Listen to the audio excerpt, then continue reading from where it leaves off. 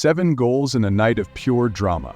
Farewell to Barcelona's treble dream, and let it be known that Inter Milan is now the biggest obstacle and the #1 contender for this season's Champions League crown. Just watch how they handled the pressure at the Piazza, and you will understand why. Coming into the second leg with the weight of a 3-3 draw at the Louis Compagnie, many thought Inter would opt for a cautious approach. But Simone Inzaghi chose to attack, pushing his players forward right from the opening whistle. That bold decision paid off quickly. In the 21st minute, after a sharp counterattack, DeMarco intercepted the ball from Frenkie de Jong, then hit a perfect Trevella pass to the onrushing Dengel Dumfries. The Dutch wingback surged into the penalty area, but instead of shooting, he squared the ball perfectly for Lautaro Martinez, who tapped it into an open net. Inter took a 1-0 lead, making it 4-3 on aggregate. About 20 minutes later, the first major turning point of the match arrived. Lautaro once again caused chaos, using his strength and footwork to shield the ball, forcing Paul Kubasi to commit a foul inside the box. Initially, referee Simone Marcini thought Kubasi had made contact with the ball, but after checking the VAR monitor, he overturned his original decision and awarded Inter a penalty. Makan Çalhanoğlu stepped up to the spot, calmly slotting the ball into the bottom left corner, leaving Szczesny no chance. Inter went 2-0 up, extending their aggregate lead to 5-3 and putting Barcelona in a dire situation. But just when it seemed the match was over, Barcelona showed their fighting spirit. In the opening 10 minutes of the second half, they pulled the game back to level terms. In the 55th minute, Eric Garcia unleashed a fierce volley after a precise cross from Yar Martin. Just 5 minutes later, Dani Olmo headed home at the far post, again from a Martin cross, making it 2-2 and leveling the aggregate score at 5-5, reigniting Barcelona's hopes. But Barca was not finished. In the 87th minute, a quick 1-2 between Pedri and Rafinha inside the box created a golden opportunity. Rafinha's initial shot was blocked by Jan Sommer, but the rebound fell kindly back to the Brazilian, who made no mistake on the second attempt, smashing the ball into the far corner. That goal made it 3-2 for Barcelona, giving them the lead for the first time across both legs, and more importantly, putting Rafinha on par with Cristiano Ronaldo's record of 21 goal contributions, 13 goals and 8 assists in a single Champions League season, a record that had stood for over a decade. But just when it looked like Barcelona had the win secured, Inter struck back with their trademark resilience. In the 3rd minute of stoppage time, Denzel Dumfries once again fought for the ball, winning a crucial challenge before firing a low cross into the box.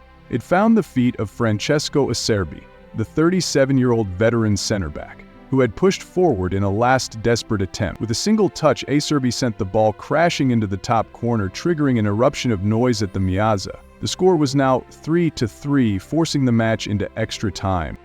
This was when fitness, mentality, and sheer willpower would decide the outcome. Inter Milan showed why they are one of the most dangerous teams when their backs are against the wall. The decisive moment came in the 99th minute. Inter delivered the knockout blow that shattered Barcelona's spirit.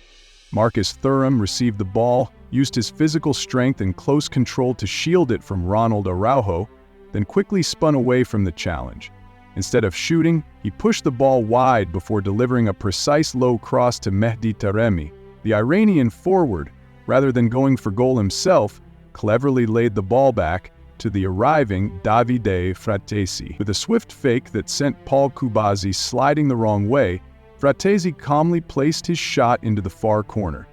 It was a finish full of composure, making it 4-3 for Inter and bringing the aggregate score to 7-6, tying the record for the highest-scoring knockout tie in Champions League history, matching Liverpool versus Roma in 2017-18. But Inter's journey was not over. Barcelona, led by the young sensation Lamine Yamal, refused to quit.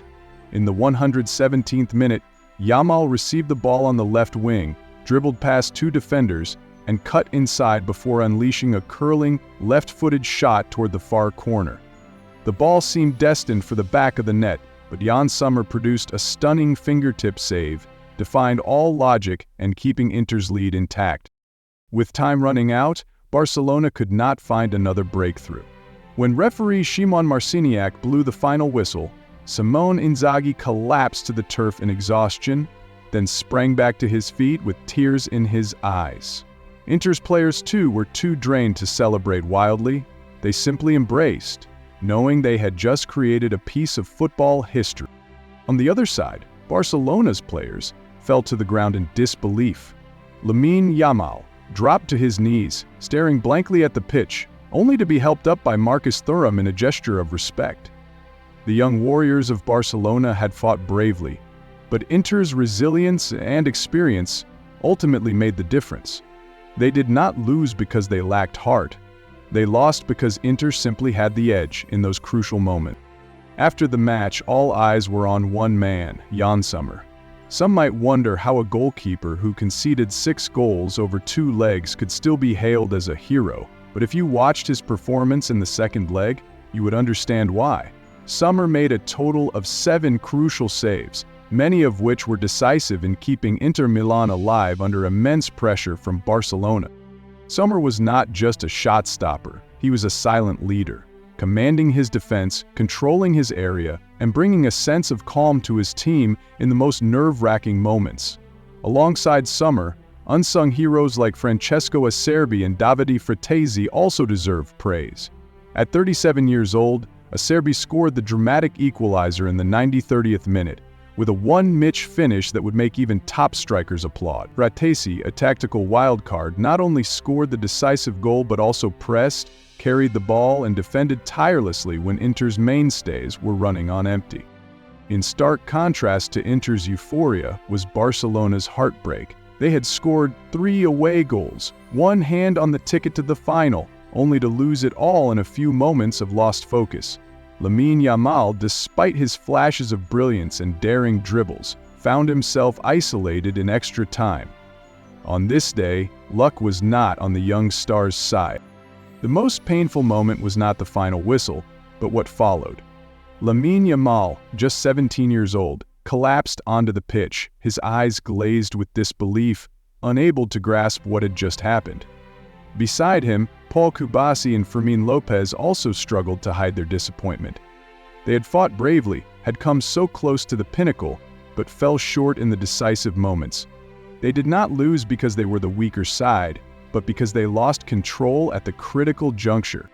As for Inter Milan, they have officially booked their place in their 7th Champions League final and their 2nd under Simone Inzaghi.